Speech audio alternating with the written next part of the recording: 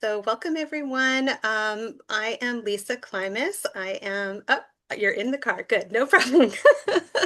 Anybody, so we are here with author Emily Rosen.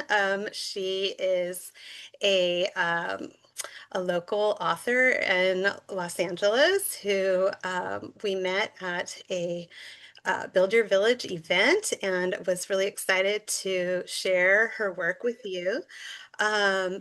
So I'm going to introduce Emily. She is a mother, an author, creative director, and we're really excited to have her here at this Empowerment Book Club event. So Emily, would you like to say a little more about yourself? Yes, thank you, Lisa. Yeah, I'm really happy that we got to meet and I learned about Mom Code at the Build Your Village event. As Lisa said, my name's Emily Rosen. I live in LA. I have two kids, my son Max, who is 6.5, and the inspiration for this story, as you'll learn more about as we continue. And I also have a daughter, Eva, who is 13 months. I know you're all parents and have busy days and lives, work and kids and everything. So I really appreciate you taking the time to be here.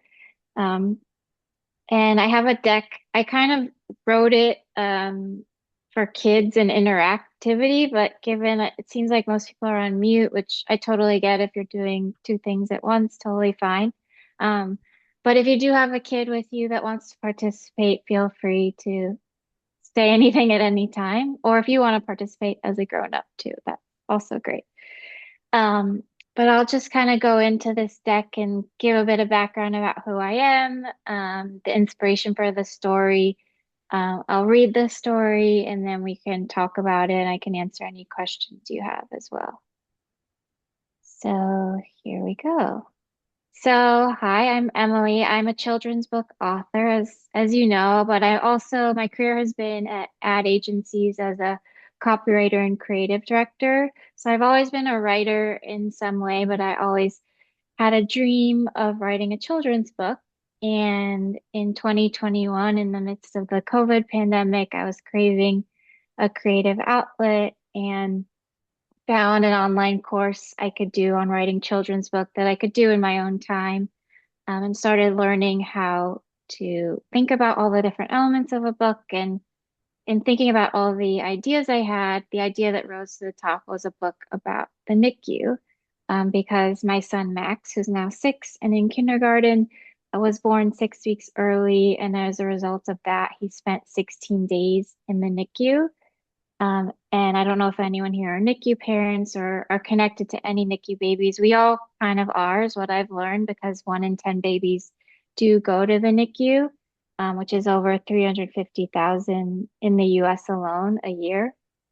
And so I really felt like there was a need for a book about this topic when there wasn't that much out there about it. Reading books to Max while he was in the NICU was something that really helped me feel a bit like a normal new parent in a sea of things that were anything but normal.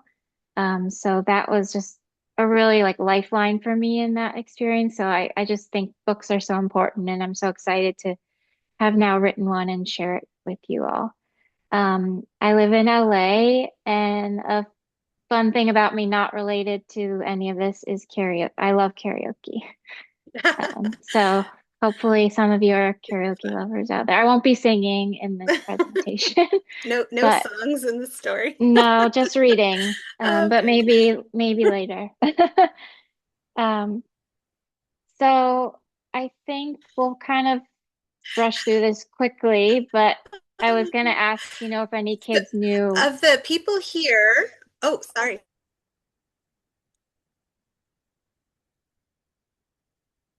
Sorry. Oh, yeah, I was just gonna say, Oh, since we're, oh, do you want to say something, Lisa? I was just wondering, are there any kiddos on the line here? If you are able to share yes or no, that would be great. And you can share it in the chat or just unmute. Um, and then after in the discussion time, I guess we can all share our stories if there's anything that anybody else wants to talk about with their experiences.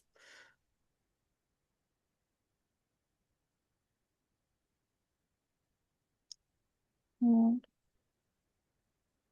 okay. Well, I could just keep going. I'll just Yeah. kind of brush over this because I'm assuming we're all grown-ups then, and we know Okay. what a NICU is more or less, but it stands for Neonatal Intensive Care Unit, just in case you haven't heard of it. It's a part in the hospital where when babies are born early or they're have health issues that doctors want to take a look at, they spend time there before coming home. And so as I mentioned, like so many of us are connected to the NICU as I've been sharing this book with everyone from librarians to parents to friends. Like everyone has someone they know who was in the NICU, whether it was their own kid or their niece or nephew or their best friend's kid. Or maybe they were when they were little. And so this is really a topic that touches a lot of us, if not all of us. And so I'm writing this book for anyone that's impacted by the NICU. I just wanted to show a few pictures of Max then and now when he was in the NICU in 2019. So as you can see on the left, he started in an isolette and he had a feeding tube and all the monitors he was hooked up to. And as he went on, got he didn't need the full covering in the isolate and he didn't need the feeding tube anymore. And eventually he came home after 16 days. And then this is him, more recently enjoying a bowl of ice cream. He's a very happy, funny, smart kindergartner now that I'm Oh, very grateful for. what a cutie. Thanks. I think so. Um, and so beyond the topic of the NICU in this book, obviously that's the main theme.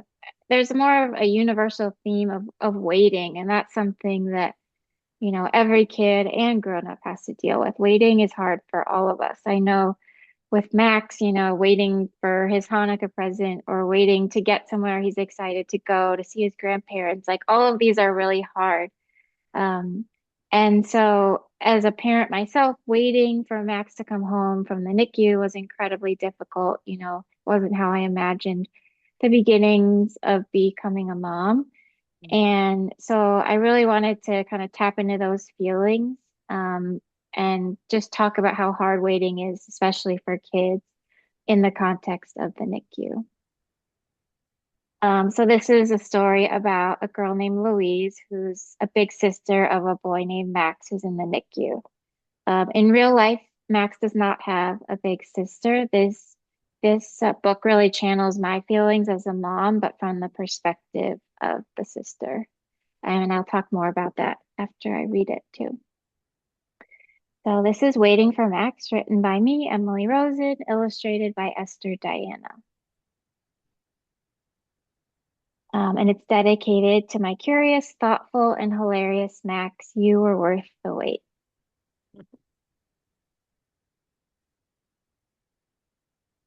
Okay. Louise was excited. It's not every day a girl becomes a big sister, but she had to wait to meet her little brother Max. He was born 6 weeks early and needed to stay in the hospital longer than other babies. After 2 days, Louise's mom and dad came home. When will Max get to come home too? She asked.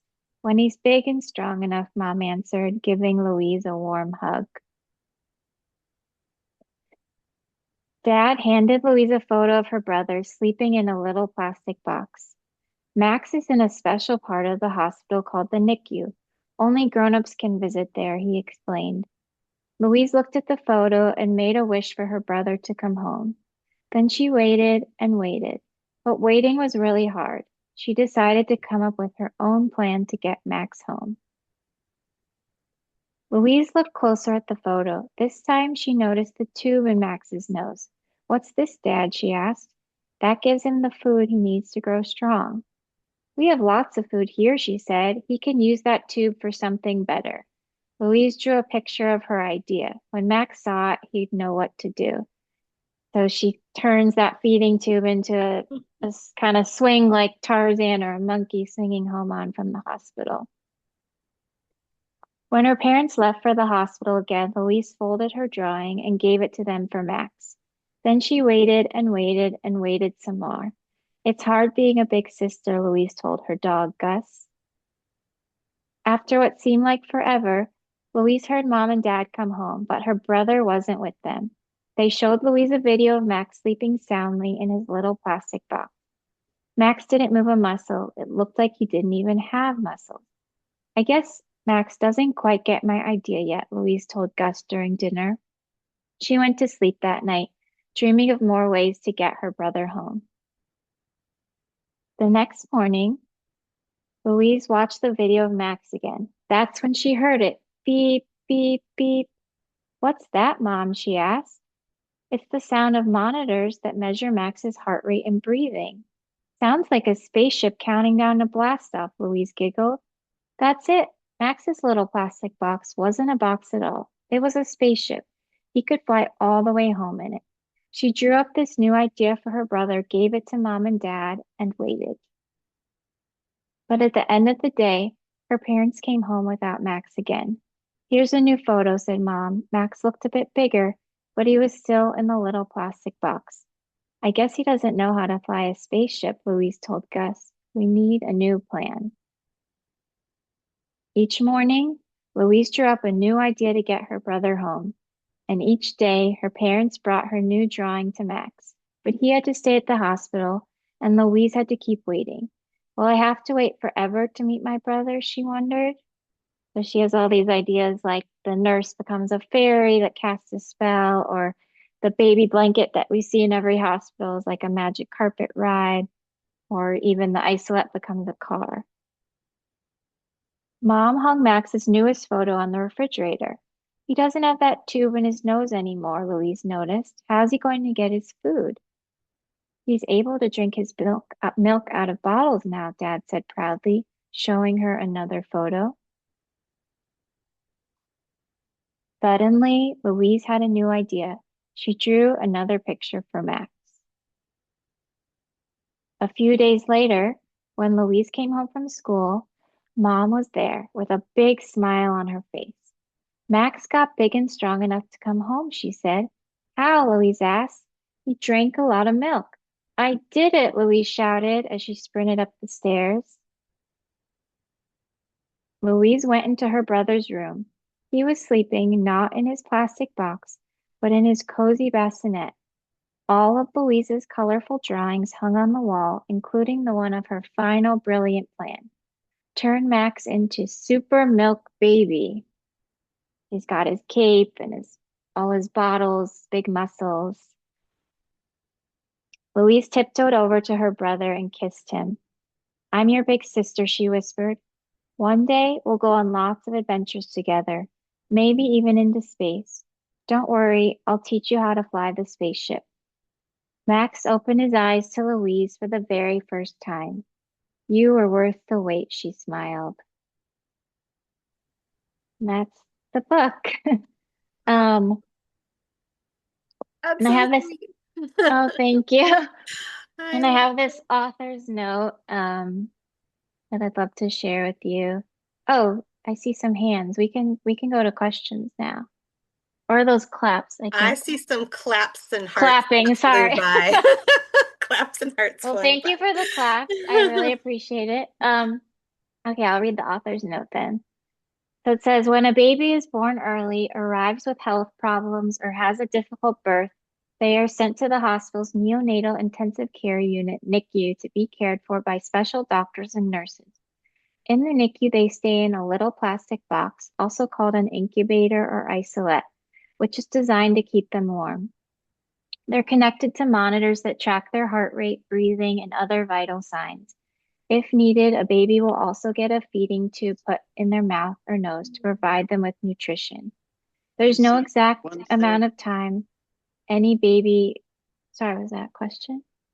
Um, I think it was some background noise. okay. Yeah. Um, there's no exact amount of time that any baby will remain in the NICU. Some stay for only a few hours, other a few months. It depends on how early they were born, how they're growing and eating, and any health issues that may arise. But no matter how long they stay, the wait can be difficult for kids and adults alike.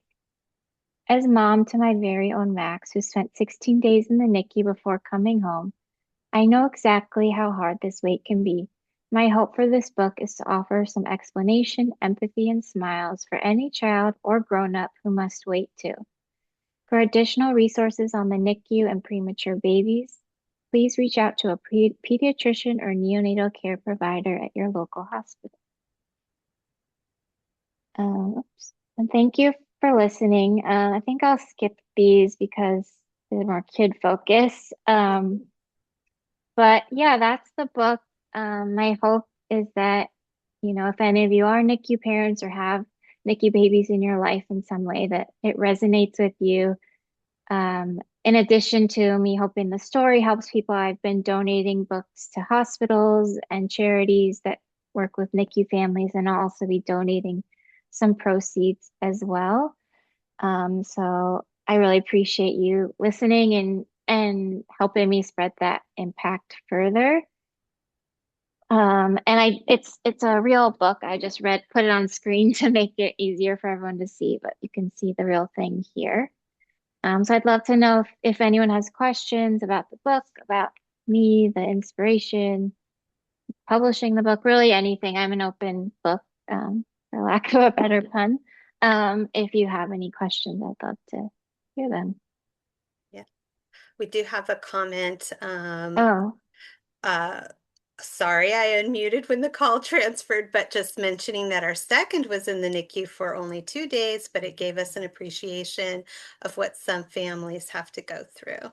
So my other thought was, yes, it also, it's hard for kids to wait, it's hard for adults to wait, and it's scary, but I loved how you explain all the parts of what's happening from a really fun kid point of view, without making it seem scary at all. And I feel like it's a really great educational book, not just for families whose kids are in the NICU. So yeah. I really loved that part of it. And Thank you. yeah, and Yeah, the illustrations are really adorable too. thank you. Yeah, thank you, Peter and Erica, for sharing that. I I think that any NICU stay is really hard, whether it is 1 or 2 days or 16 days like mine or many, many months, like because it feels like forever and because you're not expecting that, you just want to have your baby home. And so I think like, anyone who goes through this, no matter how long, has been through a lot.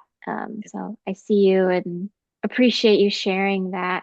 Um, and yeah, I do think it's an important story, for NICU families and beyond, because as you Mhm. said, there's a lot of other themes in here, like how creativity can really help kids if they're going through something difficult. Maybe it's a NICU stay, or maybe it's something completely different, but showing this girl using drawing as her way of coping and understanding, maybe another kid reading also likes to draw and is dealing with something else, or maybe they're creative in a different way. Like they like to act stuff out with their dolls or stuffed animals, or, there's so many ways kids can be creative. And so just giving them, an example of that, I think Mhm. can be really powerful.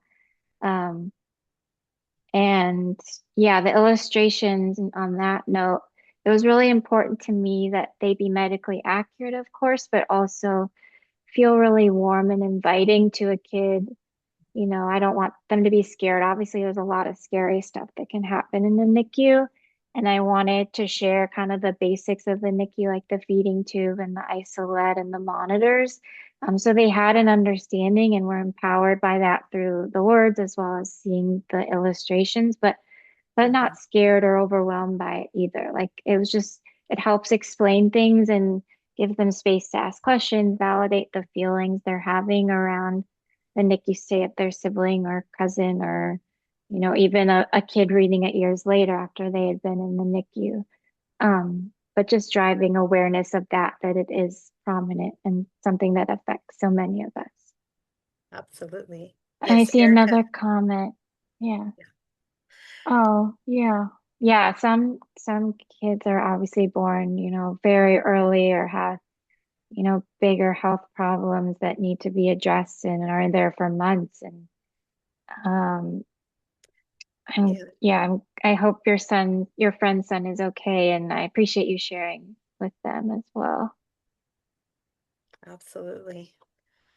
Does anyone have any questions for Emily? Feel free to unmute or type them and we'll read them. Yeah, questions about the book, about my NICU story, about publishing a book, anything really.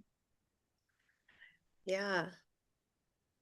I think it's wonderful that you were able to do this and draw in all of your all of your experience and make it so welcoming for families.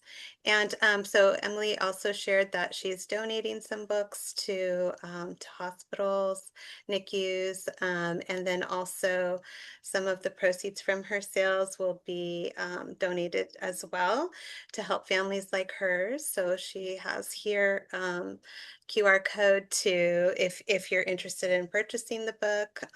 It's available all over, but also she would you want to share about signing or Yeah, so virtual signing? usually I do story times in person and people buy the books and I can sign them there. But if no pressure, but if you want to buy a book and would like a signature and a little note from me, if you share your mailing address either with myself or Lisa, I can send you what's like a little book plate, which is just like a sticker you can put inside the book if you'd like. That's so Um, exciting. I love it. So oh, there I is a see a question. question. Yeah. Yeah. Were you dealing with preeclampsia or something for why he was early? Sorry if that's too much, trying to relate. That was our reason. Definitely not too much to ask. I did not have preeclampsia. Honestly, it came out of nowhere. One morning, my water broke unexpectedly at 34 weeks, and my husband rushed me to the hospital. Um, and they really couldn't tell me like much about why he was born early, to be honest, which was frustrating.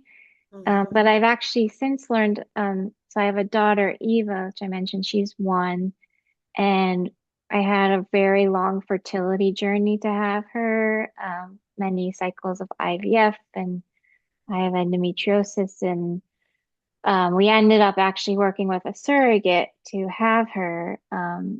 And that will be the subject of my next book, which will be Waiting Oh, for wow. Eva. I want to do a whole series about different ways babies come home that aren't covered as much in books. But anyways, I've learned through that journey that, something's going on in my body and my uterus, like could have been why he was early and he kind of didn't have enough space. But at the time, I didn't know. But my editor is actually also a NICU mom, um, and her son was born early because of preeclampsia. And I've learned a lot more about that talking to her and just through putting this book out in the world. So I know it's common and it's incredibly difficult. And yeah, so that's generally what I know about why he was early, but it's not still not fully clear. Okay, your little one was born at 35 weeks. Yeah. Yeah, he was born at 34 weeks and in the NICU for 16 days, so he was home before his due date. But yeah, it was hard as it is for anyone who goes through the NICU. And Yeah. yeah, so I feel all the feelings everyone's Yeah. sharing, all of them. I mean, I've been walking in NICUs again now more recently as I've been connecting with hospitals Mhm. and donating books. And 6 years later, like those feelings are still there. Like they flood back. Like I start crying if I'm in a NICU, just seeing the other babies there. Because what I didn't realize, while obviously I knew how hard it was while we were in the NICU, but I didn't realize that it would really stay with me long after the stay, after we were discharged. And it really is a trauma, like no matter why you were there or for how long, it's traumatic because it's not what you expected and it's really difficult. So yeah, I think it'll always be with me in some way. And so I'm glad to hopefully help other families that are going through it or have been through it with this book. Yeah, it changes you. Well, being a mother, becoming a mother changes you, and having a Yes. child go through something like that certainly does. Absolutely. Um, I love that you're writing a series on new ways for babies to come. That's so cool. Well, we hope you'll come back with your Yeah, next I will. one. I'm my Yeah. 2026, I'll start writing then this next book. But yeah, there's just so many beautiful ways that babies come into our families. Mm-hmm. I had obviously a NICU baby, a baby born via surrogate, my niece is adopted. Like, I just think there's a lot of stories that deserve to be told and to like share those with kids. I've always believed as a parent that I should tell the truth to my kids. Obviously you don't Yeah. want to tell every single detail. It's not all kid friendly, but explaining why things are happening and how in a kid friendly way, I think is incredibly empowering and makes them feel Mm-hmm. included and understand it and feel like open to ask more questions and however they're feeling about it. And so that's my goal, is to create this waiting for series. So yeah, I'm excited for Absolutely. what's to come. Yeah, so empowering. Absolutely. Oh, well, thank you so much. Are there any other questions or comments? I see Emily has her QR code for following her on Instagram. So if Yeah, you would love to, I'm sure she would really appreciate follows and shares. yes. Um, yeah. And if you do want to have a book plate, like just you can DM me on Instagram or Mhm. tell Lisa and she can share it with me as well. Yeah. Thank you for coming on a Monday afternoon or evening, depending on where you live. And thank you, Lisa, for organizing and having me. Oh, you are so welcome. We really appreciate having you, and we are so thankful. And we'll reshare the recording, and so hopefully we'll spread the word more about waiting for Max and your work. So we've got Thank another thank you. you, a couple other thank Thank yous. you. I love the All claps. Thank you. all righty. Well, take care, and we appreciate everybody's coming and joining us for this author talk and story time. Thank you. Have a great